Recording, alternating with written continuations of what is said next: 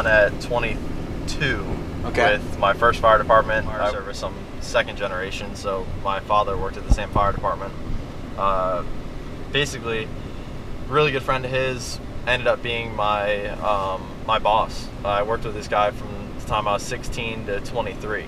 And the sweet thing about fire is you've got that 48 off and 24 on. Yeah. So it allows like a lot of your buddies at the fire department to do some part-time work. Yeah, that's my hiring pool. Yeah, those guys are awesome. Pretty much just gave me full reins of his company, and I ran it for him. So that's where I gained a lot of my experience. So you were basically like an employee for a guy. Yeah. You're working for a guy as an employee. Straight up. And you're... started off at $8 an hour, worked my way all the way up to 22. That's sweet. So I'm a firm believer in that, and I made mistakes under somebody else's company instead of mine, which is kind of cool. You know, it's kind of cool, and it kind of sucks. And so how old were you when you started your own landscape company? I was 26 when I started my own. 26? 26. Had it going on for about a year, you said. Yeah. And then found some of the on-site stuff online. Yep. Got involved in the Periscope community. Yep. Some Instagram stuff. Yep. And then decided to basically reallocate your resources, kind of liquidate your accounts. Yeah, I was running 2 trucks. I was running 4 mowers with a backup, making 5, and just too much stuff, too much headache. You know, I was getting bad calls at the fire department, and you know, people are messing stuff up, people are doing this, so it was a nice consolidation for me. And I ended up selling everything. I sold my accounts and I sold my machines separate, which is different than what a lot of people do. Yeah. A lot of people sell their brand, but to be honest, I don't know if I really had a brand. Did I? I mean, I don't know. In a year, do you really have a brand?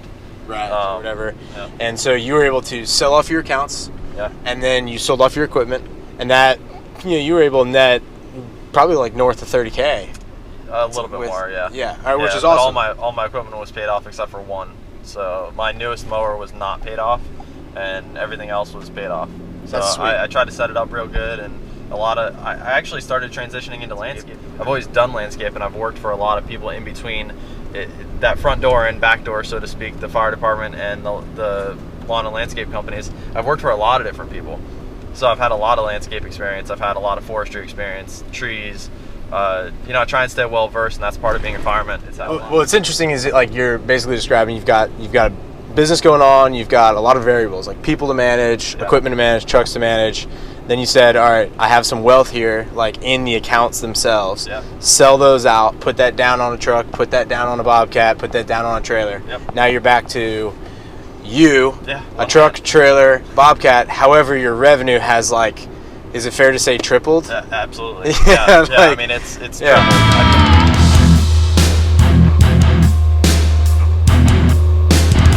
Things that I learned from my lawn company was if you're fair, you're honest, and you do even a halfway decent job, you don't even have to do a great job, you will absolutely crush it. And you're seeing that now. I'm too busy. That's why you're here. That's why I'm over here. You know? So we're over here right now in West Palm. I'm over here with I brought Boss Cat and D Unit, and we're doing. We did some forestry mulching for 2 days, and then we did some grading yesterday. And there's going to be a lot more stuff going on. But you're basically you found a way to sell. Yeah. You've got a solid amount of sales coming through. Yeah. Sales is not a problem. I have a people problem now. Yeah, and now you have an operator problem. Yeah. But it's easier to find operators for your machines, especially through the fire department, than it is for like weed whacker, lawnmower operators. Oh yeah. So, like you always say, it's easier to say, hey, you want to drive this AC cab 630? Just grade a little bit, push a little bit of dirt around. Or, yo, dude, you're gonna be on this weed eater all day. You might get a break. I'll give you some water if you want. Yeah. So it's, you know, maybe more qualified people that are like, oh, you got a radio, AC cab. A lot of my fire department contacts have been in construction. You know, we're all tradesmen. We're all in construction. We're in roofing. We're plumbers. We're electricians. So for a lot of these guys, it's natural. You know, it's just a different machine than what they were running before. Now, what's your take on Can-Am? Oh, listen, Can-Am. I mean, it gets the bitches. You know? like let's see this Can-Am right there. Yep, there it is. Can-Am. That's like Can-Am. Can-Am's where it's at, huh? But I have Polaris. I do have a Polaris. Can-Am is like Caterpillar, bro. It's the same thing. Yeah. It's really expensive, but it's really good, really high quality. But you would say all the bitches love Caterpillar. All the bitches love Caterpillar. Can-Am.